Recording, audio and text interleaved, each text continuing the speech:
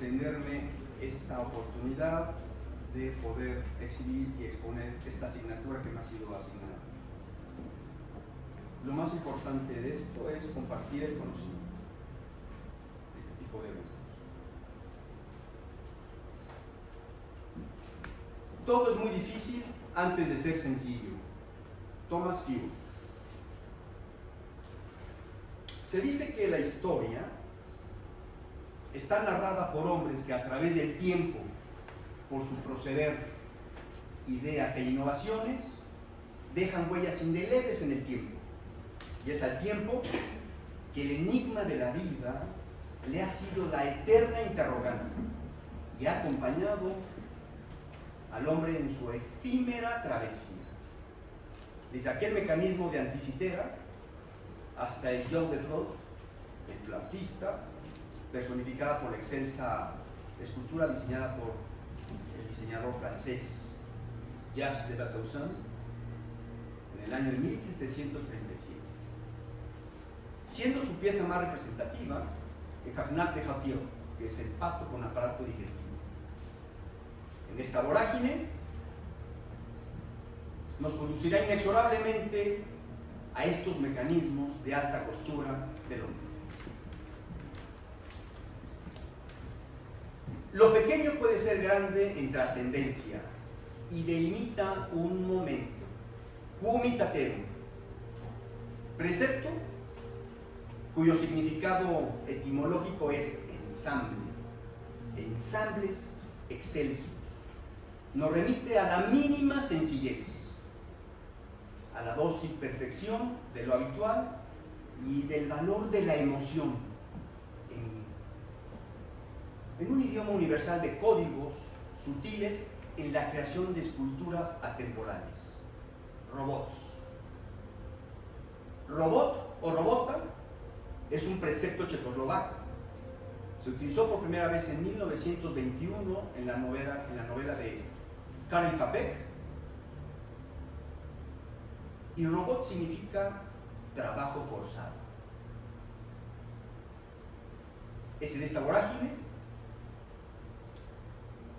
con esta extraordinaria novela de Karel Capek, que nos conducirá a la alta costura y también va a conducirnos a la llegada inexorable de los autómatas. Shogunatu, aquel implacable aislamiento que mantuvo Japón, concluía y tendía sus lazos de apertura al mundo en el año de 1845, expandiendo y reflejando todo su esplendor en las artes, como en diversos ámbitos, impactando, permeando e inspirando a diversos personajes. Recordando, por ejemplo, a Degas, Van Gogh, Toulouse-Lautrec, que admiraban la extrema sofisticación de la presentación del todo, y a la pulcra minuciosidad y a la ostentación japonesa. La ostentación japonesa por el detalle. El objetivo era pensar dentro de la caja. Bajo estas premisas, en el Japón, la presentación del contenedor era más importante que el objeto mismo. Lo fundamental era generar una genuina experiencia sustentada en la sobriedad, en la seriedad y en el respeto hacia el poseedor final.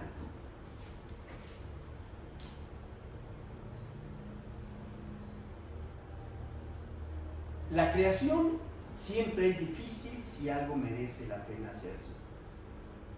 Por lo que la composición y la actividad creativa se deben de procurar en demasía y en gran medida a costa de las dificultades más desalentadoras, remitiéndonos a la inquebrantable templanza japonesa y al naciente juguete de hojalata de la posguerra. Recuerdo a William Elliot Griffiths, que apuntaba que el reducto aglutinador de las más extraordinarias jugueterías solamente se ubican en un solo lugar: Japón. Estas conformarán el espíritu del shokunin.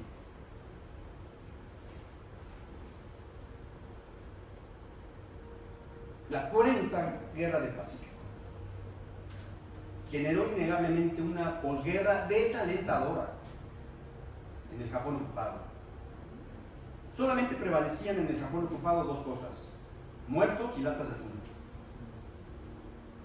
Cientos de miles y miles de latas de atún que el ejército invasor dejó por todos lados. Dejó estas huellas en el territorio nipón durante las innumerables batallas que conformarían una encarnizada lucha isla por isla, ciudad por ciudad y edificio por edificio. Los estallidos factos ante el advenimiento de la guerra propició el diseño del primer artículo manufacturado de entre los fuegos inminentes que se acercaban: el juguete. Matsuzo Kotsuye,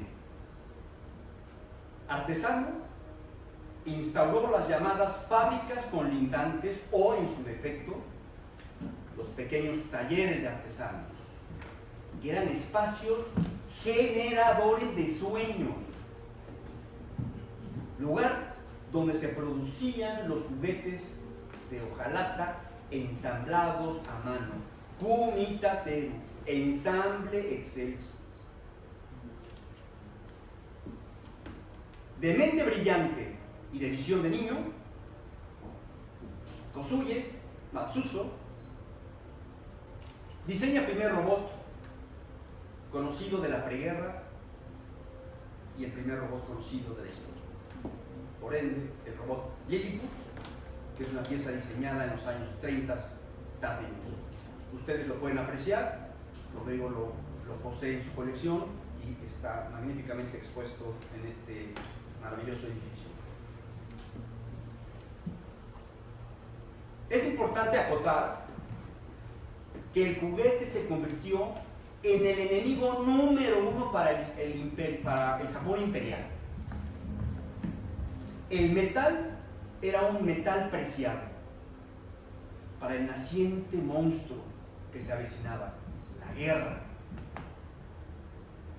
En estos escenarios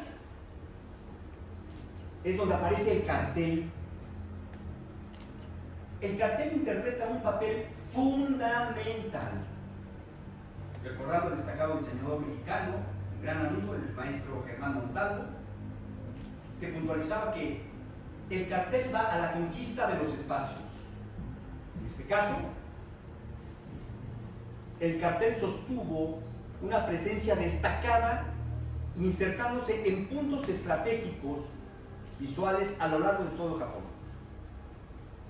Esto condujo a una desenfrenada esquizofrenia en la recolección del metal. Esculturas históricas de bronce, de templos budistas, estos elementos fungieron cual brasas para avivar las fauces hambrientas de los fuegos de guerra. Las pulcras manos que con un profundo respeto ensamblaban juguetes y sus aquilatados contenedores desaparecieron. Casi fueron extinguidas. Y las que sobrevivieron mutaron.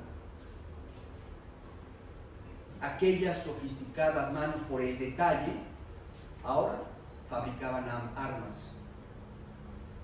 armas destructoras de hombres.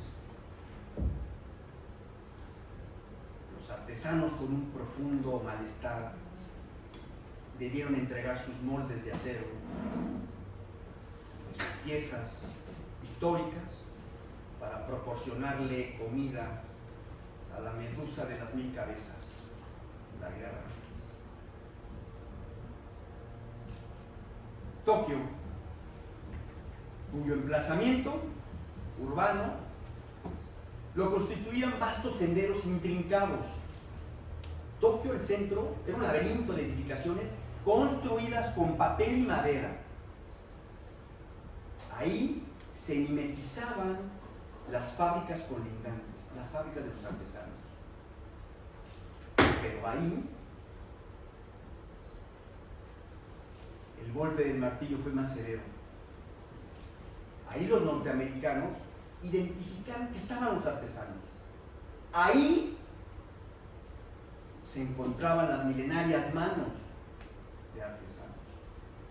Sucumbieron ante la operación Meeting House.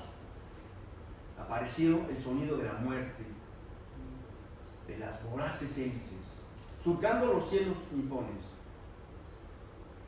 Los aviones B-29 Super Fortress escupían indiscriminadamente de sus entrañas de acero napalm, creando así escenas vergonzosas, obscenas. Se crearon infranqueables infiernos urgentes. Qué grotesco momento, donde perecieron 100.000 seres humanos bajo el grisáceo velo impenetrable de una innombrable noche oscura. Pero ante esta adversidad, Matsuzo Kotsuye sobrevive.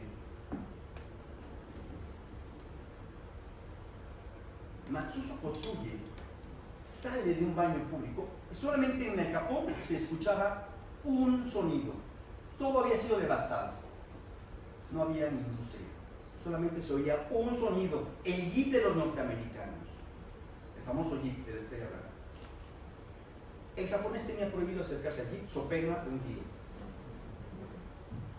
Pero Matsuzo sale de un baño público con su toalla y se topa con un jeep. Seguramente los militares han debido por alguna compañía femenina. Estaba solo el jeep. ¿Qué hizo Matsuzo? Con su toalla que conocía perfectamente, tomó las medidas y se fue a su pequeño taller que fabricó con latas. Me anticipo un poco antes. El japonés Matsuzo le pidió permiso a los militares si podía tomar las latas de atún que estaban regadas. No podían tomarlas. Cuidado, ni te acerques. Mide, se va a su taller, diseña los sketches y genera el primer jeep de Matsuzo Kotsuye, aquel que generó el jeep. Estamos hablando ya de la posguerra. A partir de ahí se le denomina el hombre coche. Tiene una larga historia. Pero una tenue luz se vislumbra en el firmamento y se llama conocimiento. Este conocimiento asociado a diversos conocimientos multidisciplinares y interdisciplinares es acceder al gran tesoro que se llama la innovación. Y la innovación llegó. De las volátiles cenizas de la guerra surgió del Japón ocupado una directriz rectora: el retorno a escena del juguete. El general Douglas MacArthur implementaría como una prioridad la instrucción de elevar la fabricación de juguetes como una garantía material de las raciones alimentarias de extrema necesidad que tenía Japón. Japón pagó su deuda con estas piezas. Y es así como el juguete de hojalata emerge entre los fuegos implacables cual crisol. Inequívocamente fue el pilar medular de un país devastado. Solamente había una condición: que el juguete debería estar marcado como ganado, exponiendo Japón ocupado en algunos casos, y que toda la producción se fuera a Estados Unidos. Prohibido que se fuera a otro lugar. Y lo que hizo el gobierno norteamericano, inyectó miles de millones de dólares para la conformación de estas firmas, que hablaremos un poco más adelante. El juguete fungió como un vehículo de pago de la deuda de guerra. Madres, máquina. El robot japonés de la posguerra, en lo personal, son esculturas de excelsa complejidad, de una inmaculada perfección, cuyas epidermis metálicas, acariciadas por estas extraordinarias litografías, cual páginas cronistas de innumerables interpretaciones que delinean y enaltecen cada parte de su estructura, logrando un todo integral.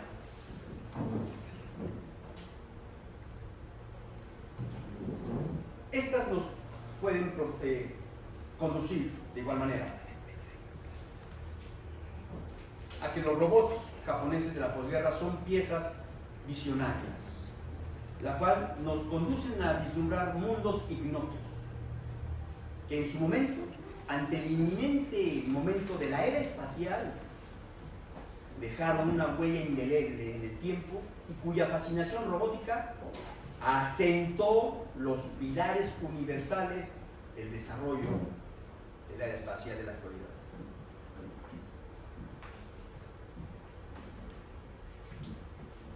Walter Pater expresó que todas las artes aspiran a la condición de música, donde la forma es fondo y fondo es forma. La música, embriagante de cada robot japonés, le confiere una huella auditiva única.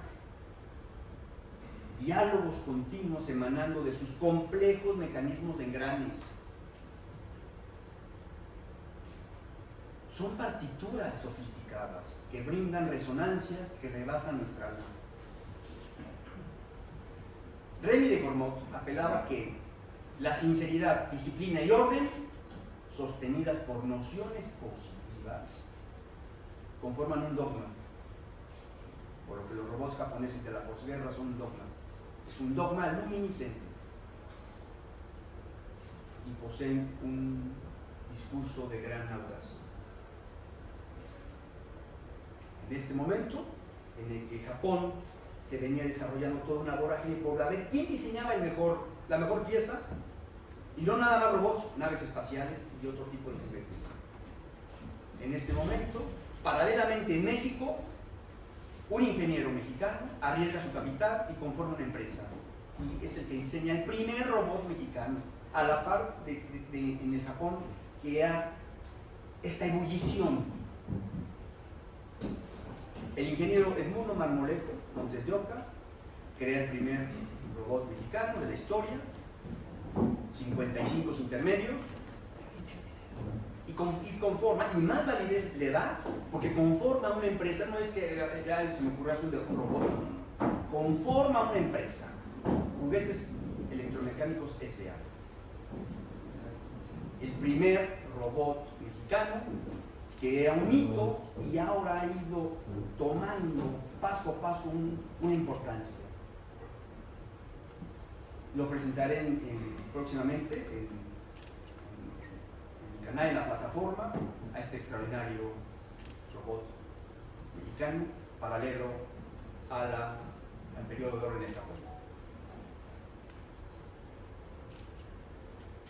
Las líneas anteriores que enfatizan y enriquecen un aquilatado homenaje a aquellos artesanos japoneses que llegaron a lo más alto del prestigio intelectual, en donde la invención generacional supone a la imaginación.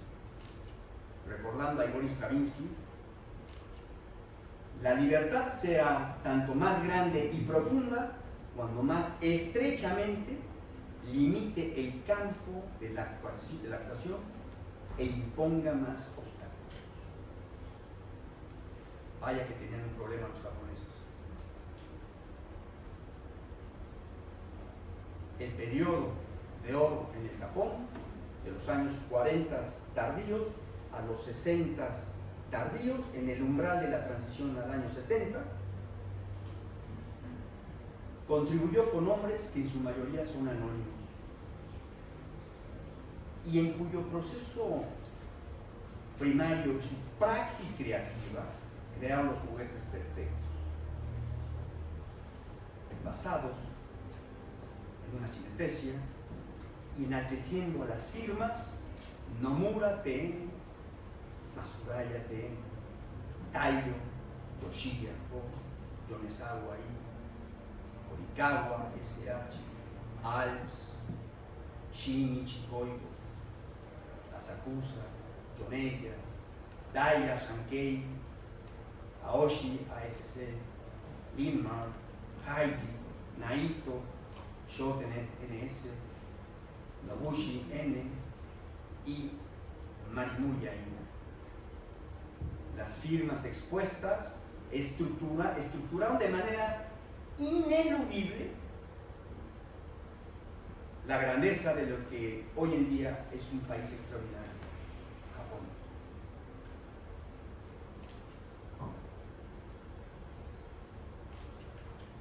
El colofón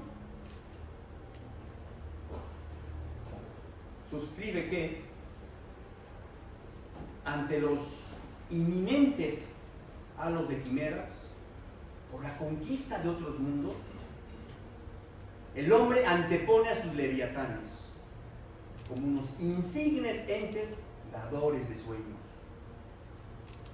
Al vislumbrar infinitos escenarios que los aguardan, la carrera ha iniciado. El cielo está abierto. Y es en este punto de la historia donde aquellos artesanos japoneses fincaron su mirada tenaz en el cielo y desearon tocarlo.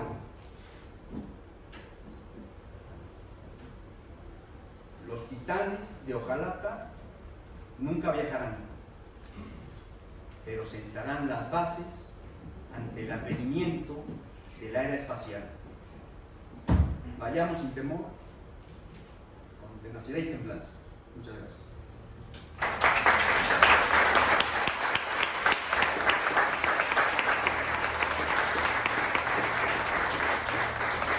El aburrimiento ha causado más muertes que las guerras,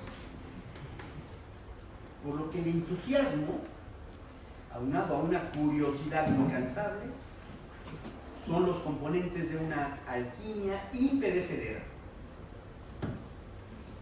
Anaxágoras expresaba que la inteligencia del hombre radica en sus manos. Esta inteligencia estaba calibrada en el Japón por el peso de la incertidumbre que tenían. Space Explorer, el robot que pueden ustedes apreciar en el centro y que ahorita lo compartiremos, es una pieza que, como he expresado, se diseñó en la transición de los años 50 y 60 por la iconográfica firma Yonezawa, cuya tipografía, la letra es I, y denota ser uno de los robots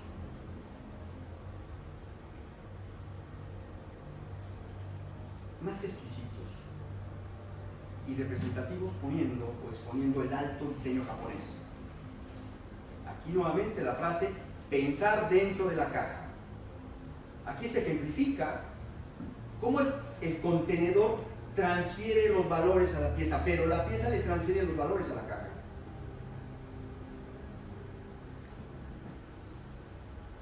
Su concepto estructural radica en un implacable bloque de desnudez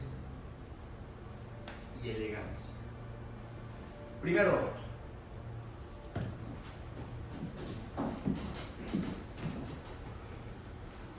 El segundo robot, nuevamente en la transición de los años 50, 60,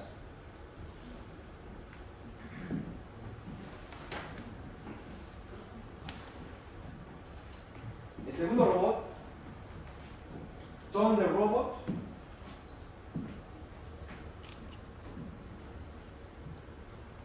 la abstracción, recordando a Jacques Rousseau, radica en que todo está en un continuo flujo.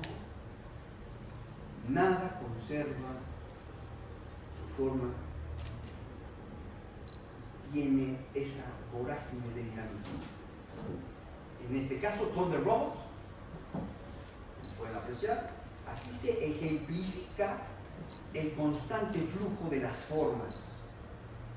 Es una pieza iconográfica del periodo de oro, una pieza típica, y fue diseñada por una firma iconográfica, Asakusa Toys, y aquí se expone una abstracción innata y está sustentada en el concepto ojival. Este concepto ojival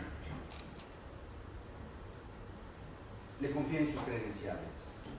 Están sustentadas en una inerme y contundente forma.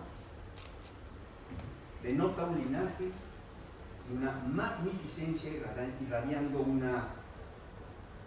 poderío propositivo. Esta pieza que veremos me recuerda a aquellos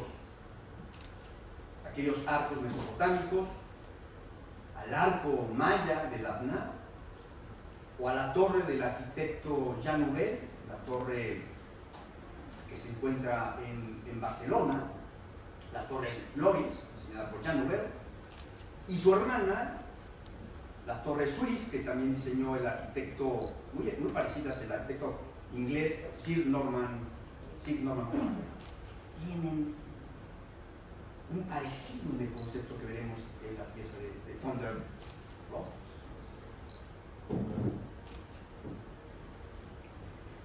Y cerraremos con la pieza que les había yo expresado, cual corona de Semper, la guirnalda, Changeman, 70s. Ahí concluye unos meses más, unos meses menos. Concluye el periodo en el Japón. Miyazawa Inc. es una pieza, es una firma que se conformó en los años 50 y después evolucionó, convirtiéndose en la firma, en los años 60, en la firma Marimuya Inc. El CEO de la firma, Marimuya, le encarga a su hijo, Shinji Miyazawa, que diseñe el Changeman 70s. Aquí hay un dato muy importante. Marimuya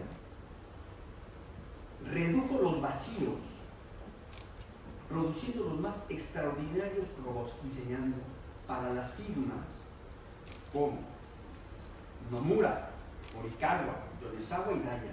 Ellos no diseñaban los robots, era Marimuya.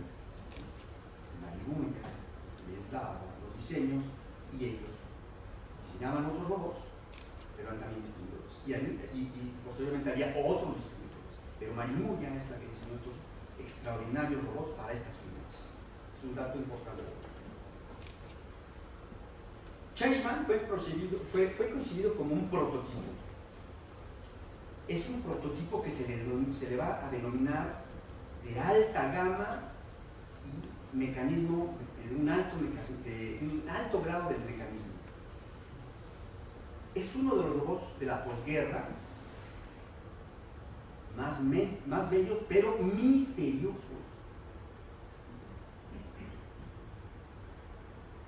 Fue diseñado el 7 de noviembre de 1972 en un registro escalonado en el libro mayor 5263. Juguetes de uso natural, grado 0. Se fabricaron 50 piezas. Se arman primeramente 10 piezas, pero el primer Changeman que aparece es en la colección de un destacado empresario coleccionista en Japón, de Hisaki Takahata. Ahí aparece por primera vez el Changeman. Se habían fabricado 50 bloques para armarlos, los Changeman, pero se arman primero 10. para irse a Estados Unidos, a ningún otro lugar. Pero el proyecto tuvo una serie de impases, un robot prototipo de una peculiaridad compleja y de un aquilatado diseño. Changeman apareció por primera vez, como expresado, por el maestro, y posteriormente se arman otros 10 robots, pero el proyecto nuevamente se detiene, proyecto costoso.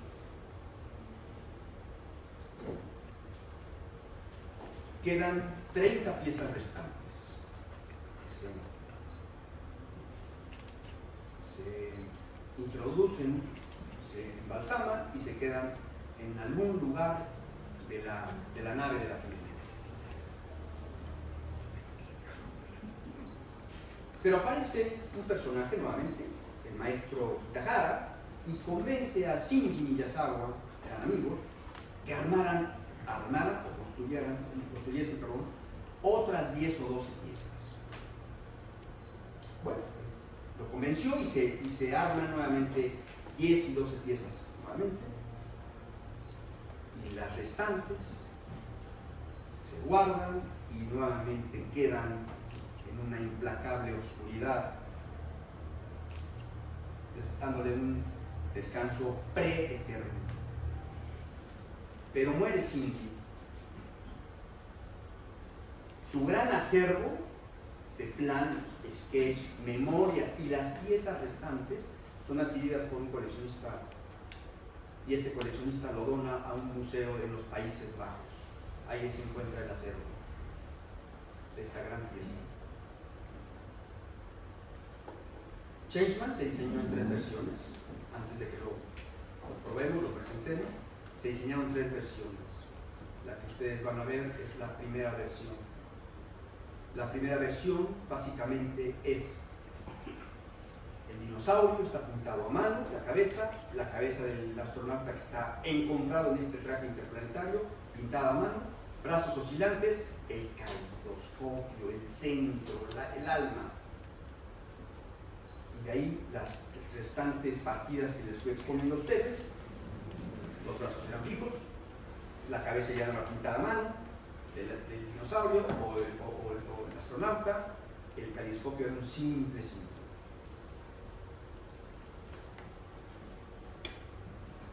Y vamos a concluir, antes de darle vida a estas piezas, vamos a dar un salto cuántico de este periodo de oro. Daremos un salto cuántico y de 1970, salto cuántico 2016, el robot contemporáneo, el de alta costura, los grandes diseñadores japoneses contemporáneos, la línea es el robot. Y presentaré el Rikidizer 3, que es otro mismo. No hay forma de conseguirlo, aunque tengas la billetera abierta. Aquí no funcionan las cosas. ¿Es suerte? La suerte no existe para mí. Momento y preparación. La fortuna sí. Pues ahora yo creo que lo importante es darle vida a estas piezas, porque dirán, el arquitecto ya nos aburrió.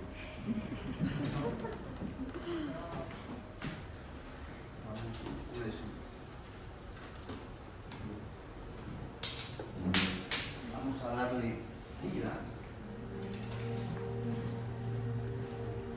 Y presentaremos en primer lugar al Space Explorer.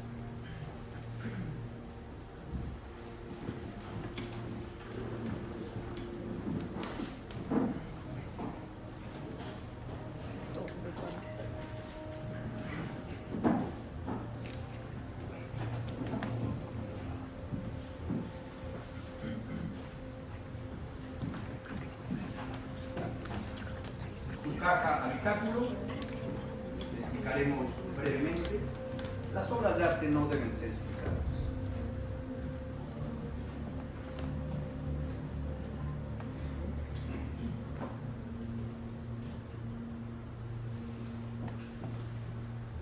Todos los robots embalsamados en un papel neutro por cualquier tipo de humedad que pudiesen tener, inclusive las manos. Generalmente no los toco con las manos por las grasas que pueden tener, los ácidos. Presento Space Explorer.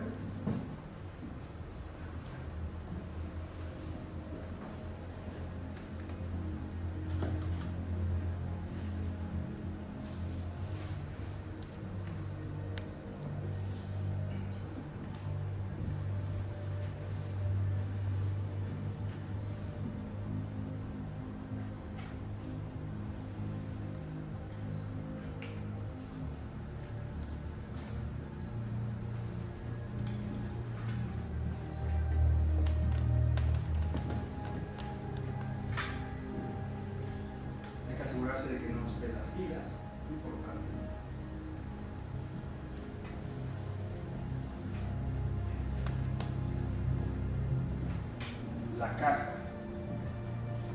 La caja que se tiene que ir desenvolviendo.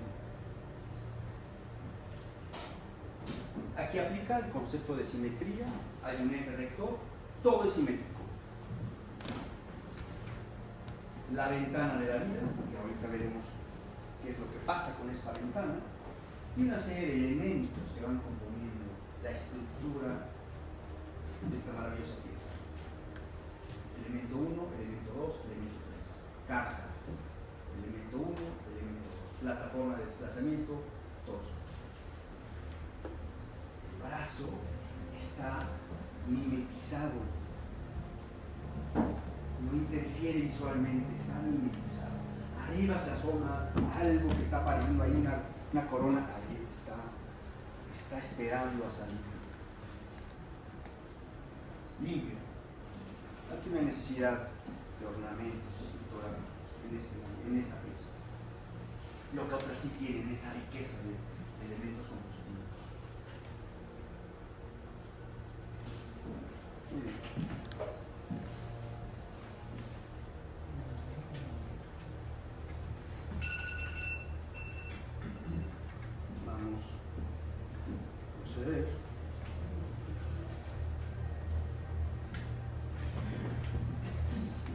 A darle vida. Es importante, bueno, gran parte de la colección que tengo el honor de poseer están en un estado semi-pristino, algunos pristinos. La caja, el espacio donde van las pilas, el centro de energía, general, en algunas ocasiones vienen con un tipo de óxido, las pilas se quedaban. Y algo importante, como un decálogo de puntos para poder aquilatar estas piezas es su estado, de cómo se encuentra.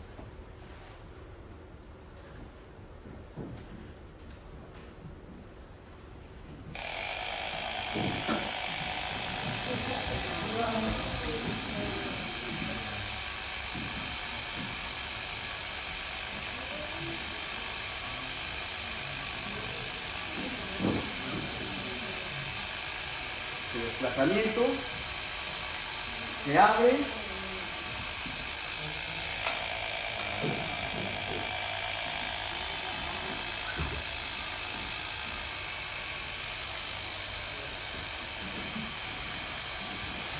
rostro, esta ventana verde, líneas precisas, la cabeza con ciertos pliegues aerodinantes, cortes semicurvos.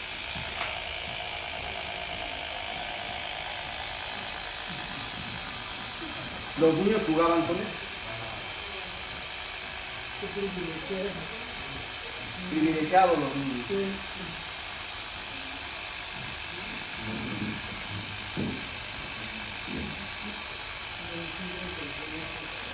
La música.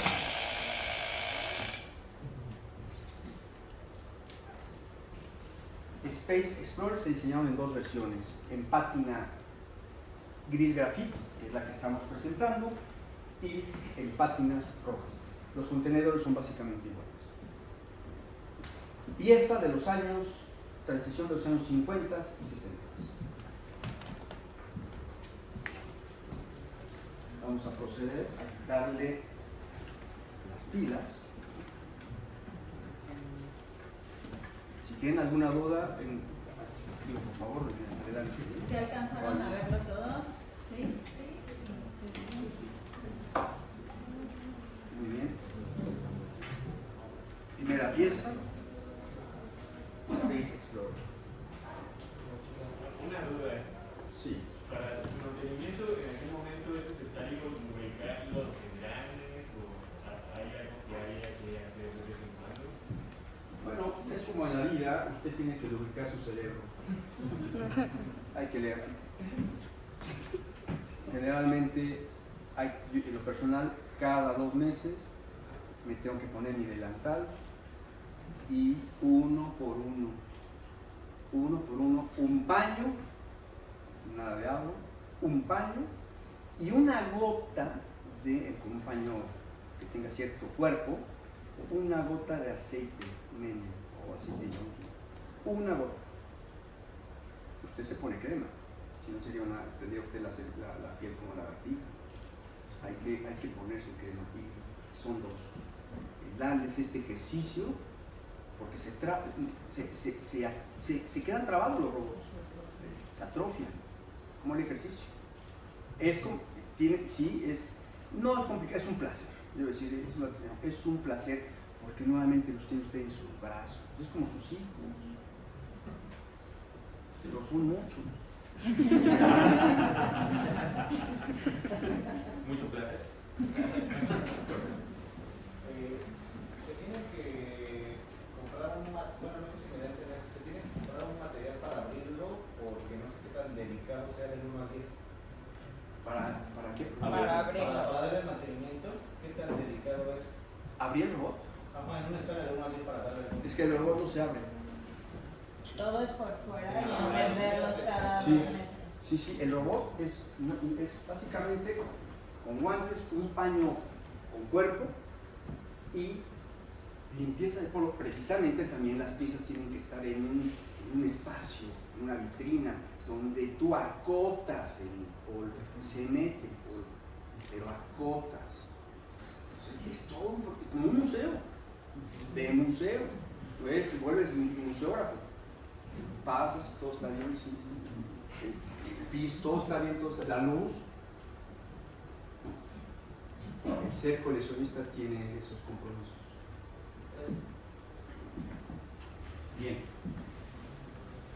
Bueno, la caja, como pueden ustedes apreciar, los gráficos, una escena de Space Explorer en algún planeta. El gráfico es maravilloso. La caja está semipristina, conserva sus grapas, en la estructura, el cuerpo se conserva.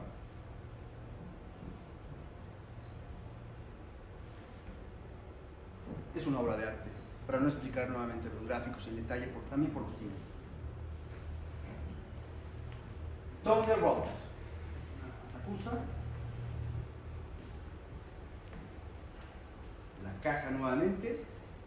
Esta es igualmente semipristina, tiene sus detalles, pero estamos hablando de 70 años, 65 años. Generalmente las cajas era lo primero que se aventaba. No había la cultura por conservar sobre todo la caja y la habitáculo.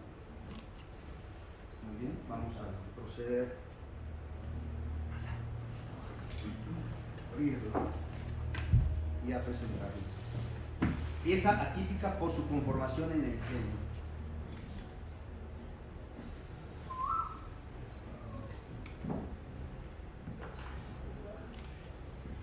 La parte interior de su caja donde reposa el robot.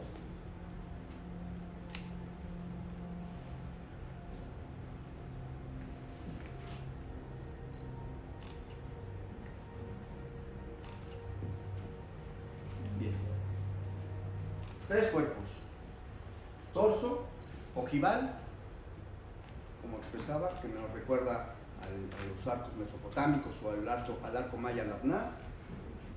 Limpio, pliegues, elementos que le van dando forma a la lámina, pero que van conformando las cuencas de la boca, la nariz y los ojos generosos del Señor.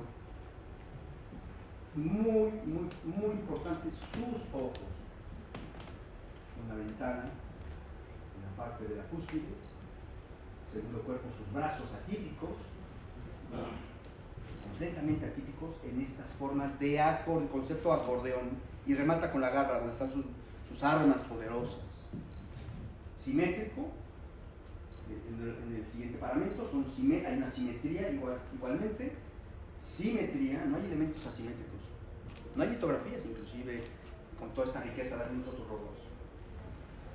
La antena hélice es lo primero que se perdía y le llegaba al niño a la boca, es lo primero que masticaba el niño. Y la antena, he encontrado algunas piezas que sí se encuentra esto, obviamente ya alguna calle se debe haber quedado ahí, pero sí era lo que primeramente sucumbía.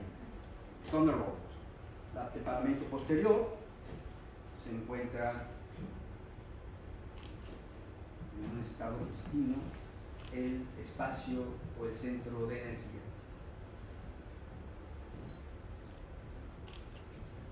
Si ustedes observan, la epidermis es en pátinas cafés y en el Japón el color rojo solamente en ciertos elementos el color rojo.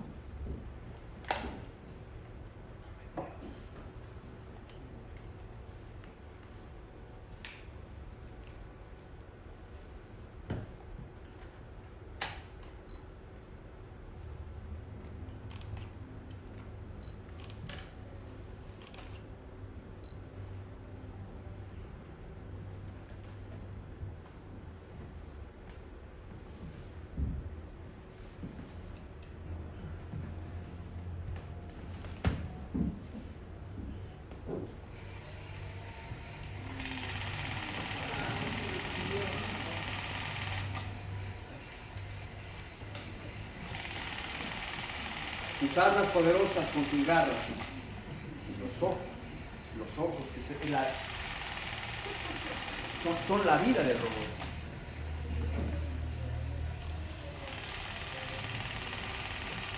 El concepto de acordeón en brazos y piernas. Básicamente, gran parte de su conformación estructural, ojalá.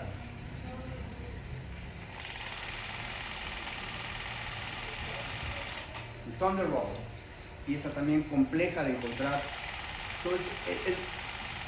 Sí hay algunas, se puede encontrar uno con el robot, pero la caja, la hélice, y le vamos sumando, pues, tienen tridentes, caja, hélice, que funcionen, que esté en buen estado. Bueno,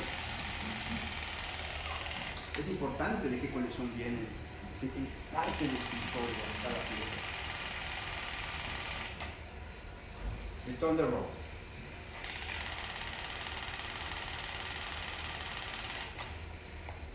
Concluimos.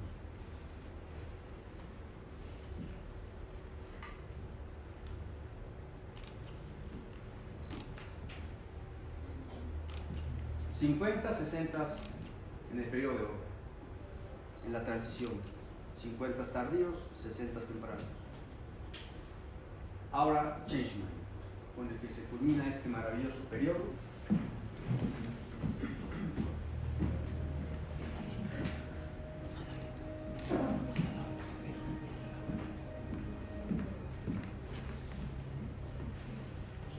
Podría ser más explicativo en cada pieza, en cada robot, pero tenemos que tener una dinámica también para las dudas y reflexiones. Change.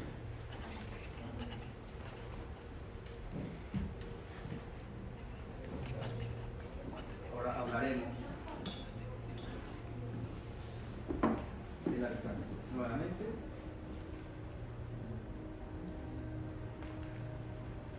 Embalsamado de este papel neutro.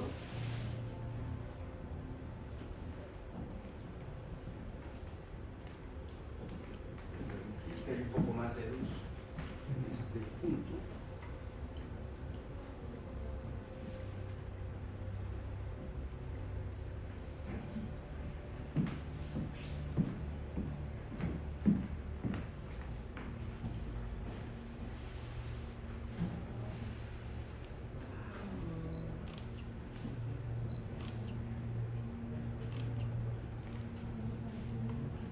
Changeman.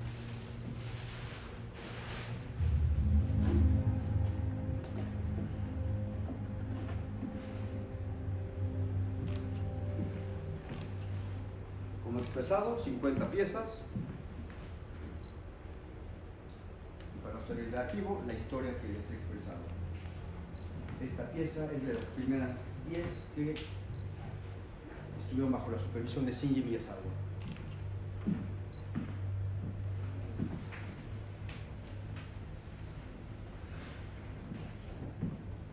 Sus documentos. Se encuentra la fotografía. Changeman Perfect, número 5, limitado a 10, por Shinji Miyazawa, por su sello. Y aquí vienen las especificaciones de la pieza. Grado C, en fin, lo que les he explicado a ustedes. Una pieza donde se cierra el periodo de oro en el Japón, básicamente, de una pieza de esta seriedad.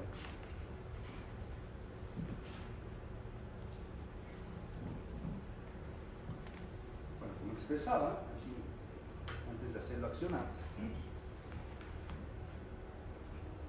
a veces las obras de arte no se deben de explicar.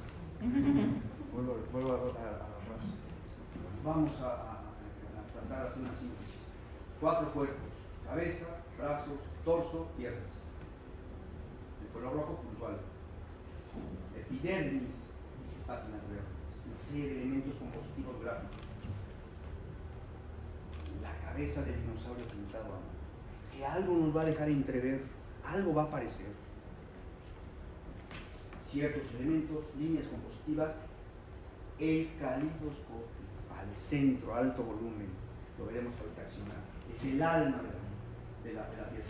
El cinturón que abraza, o al yugo abraza al robot, ciertos elementos nuevamente, en litografías, los brazos oscilantes, estos son en plástico, azul, amarillo, las piernas en metal, con ciertos almohadillados a la altura de la rodilla y ciertos elementos en pátinas rojas. Lateral, podemos ver el perfil, es un robot robusto de cuerpo, se nota en el peso, la robustez de la empresa, conceptualmente.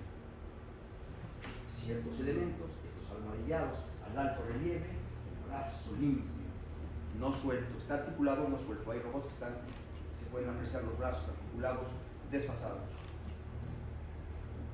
Esta es una belleza. El paramento posterior, los tanques, las rejillas, los conectores, el cinturón, el triángulo hacia abajo, ciertos elementos que abren ciertas compuertas. La cabeza trasera está trabajada, pintada, la plataforma donde genera una transición del torso, cabeza, hay una transición en esta plataforma. Sus basamentos rojos.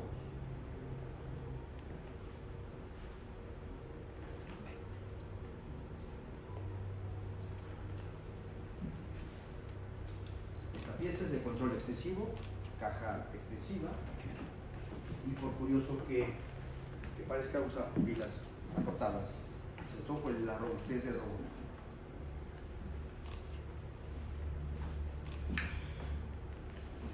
Vamos a proceder. Espero que no me quede mal. Sí, señor. Primer botón, su desplazamiento.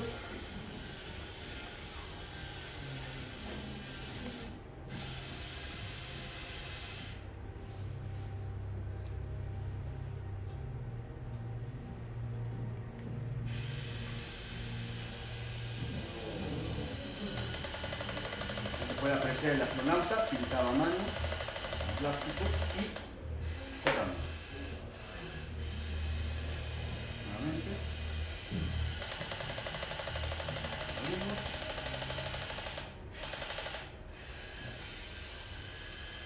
Y proseguimos. Hemos expresado.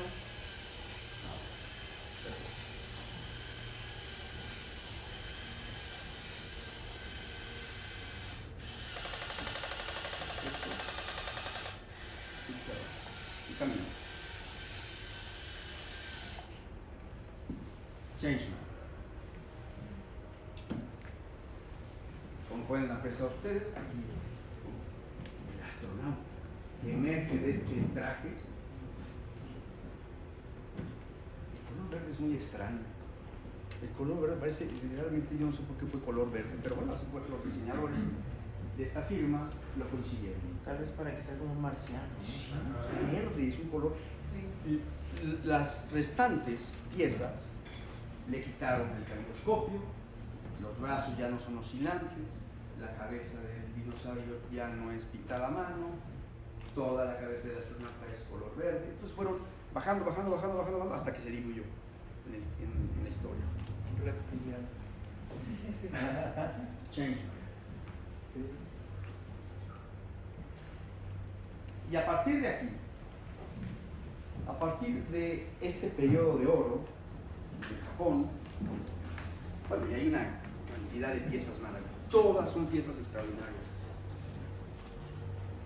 Cada una tiene una peculiaridad y una riqueza en el detalle de cada pieza, el escucharlos, el tomarlos, en su andar, en cada pieza, todos tienen su importancia, aunque sea la pieza más ínfima, aunque todas tienen su connotación en la historia, porque fueron articulando la historia.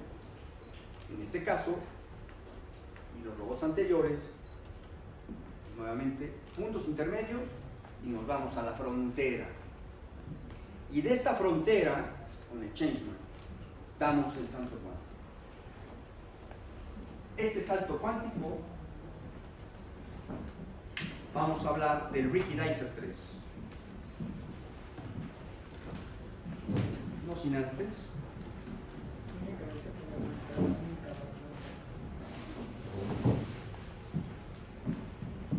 En esta transición de los años 60, perdón, los años 70, que es la culminación, empieza toda esta vorágine extraordinaria de temáticas en el juguete de Japón. Pero hay un nodo aglutinador entre esta pieza y la pieza que presentaré, Ricky Dicer. Y es un Sofubi de los 70s, diseñado por la firma Masudaya, Astro Ranger. Esta pieza, 70s intermedios, esta pieza es la que nos va a unir como un eje aglutinador con la pieza que presentaré y que es el salto cuántico hacia los robots de alta costura japonesa de la firma Masudaya. Sus sellos, el tacto, el olor es extraordinario. Ricky Dicer 3.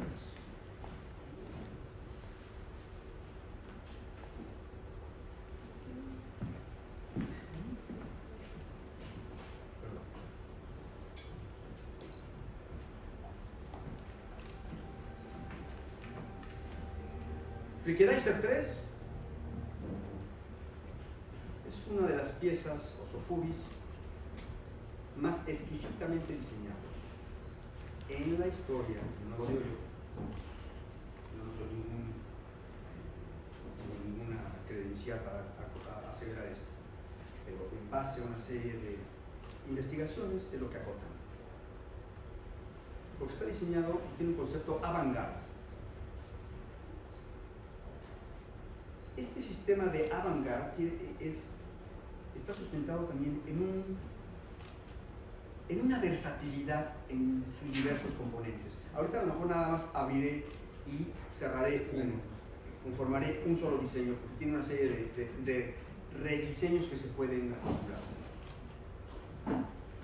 El Ricky Dicer 3 nos remite a aquellos robots, a esos Mechacayus, a Matchwagon, a la pieza que presenté, a Astro Ranger, a King Joy, entre otros. A partir de ahí es como que empieza a desprenderse y tiene un prominente ascenso. Ricky Dicer 3.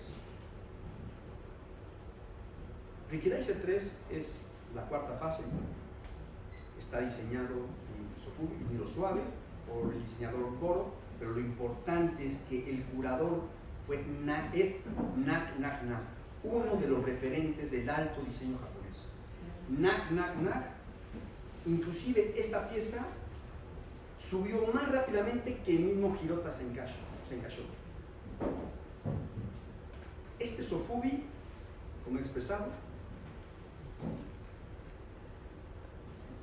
solamente se puede acceder por lotería.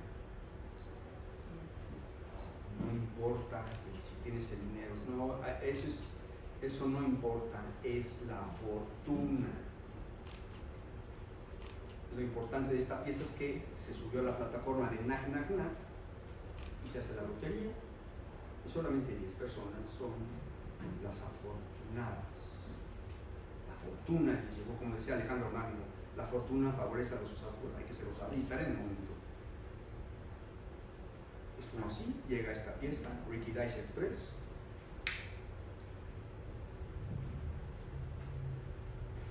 Hay una serie de variaciones, la fase C, quinta, sexta, etc. Esta es la fase 4. La firma que lo diseñó, bueno, fue diseñado por Goro, pero la firma que lo sustentó para su desarrollo fue Medicom Toys Corporation.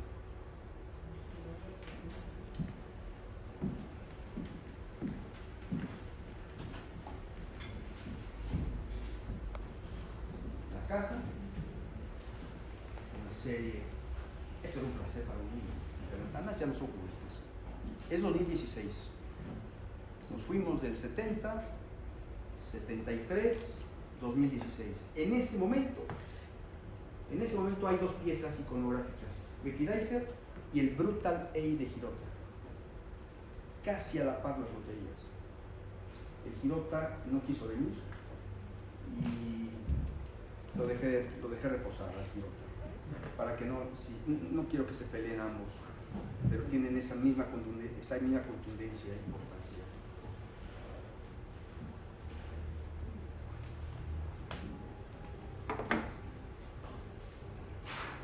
Serie de especificaciones. Eso es lo que le va dando también riqueza a la pieza, sus documentos, la forma de su armado.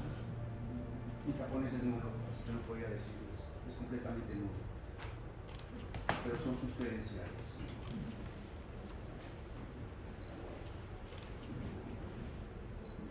Requiere este 3 con sus diferentes componentes.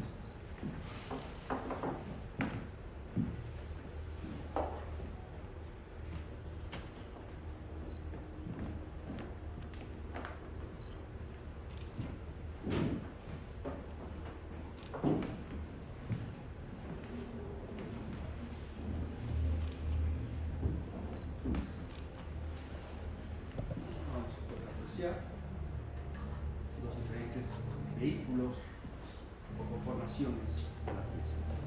Vamos a armarlo de la forma tradicional.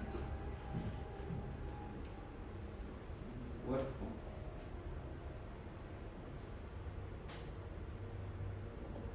El nivel de detalle de la pieza de Sofubi es extraordinario.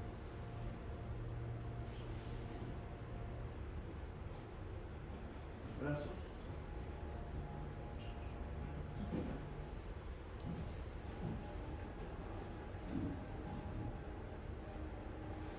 Y sus vehículos.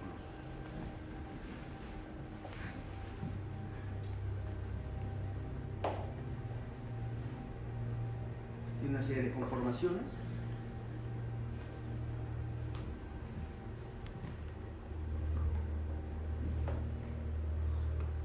Todo es exacto, el detalle.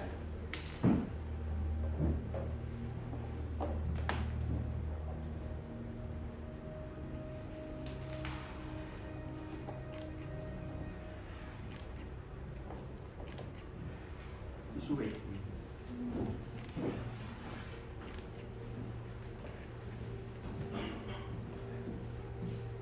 El pecho es un tributo completamente a King Joe, ¿no? Puede decir. Hay diversas reflexiones y le podemos atribuir a diversos conceptos. Pero inclusive el requedarse no es muy querido en Japón.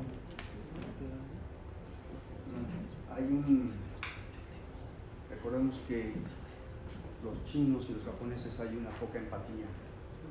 Los chinos, con el poder económico que hacen, no compran las piezas, compran las fábricas. Pero es una pieza, según la Universidad de Osaka, es una de las piezas de Sofubi más bellas diseñadas. Obviamente hay en este vasto universo del Sofubi, del cual no soy ni experto en lo absoluto. En lo absoluto. Solamente si me tengo que ir por mi eje rector, los robots, y ese es mi eje. Y abarco hasta este año con estas dos piezas, que a lo mejor posteriormente en algún otro evento se podrían presentar a los Hirotas, esta hermandad. Hirota, Sangasho y Nak, aunque Nak es el curador y Nak tiene otra propuesta completamente distinta, pero entra en este proyecto. Queda ahí a la historia esas 10 piezas. Es un excelente productor de piezas en Sofubi. Así es. Les agradezco, sé que los tiempos tenemos que irlos cuidando, les agradezco, y estas son las piezas que me permito compartirles. En síntesis, estas piezas japonesas, el salto y el alto diseño japonés contemporáneo de alta costura.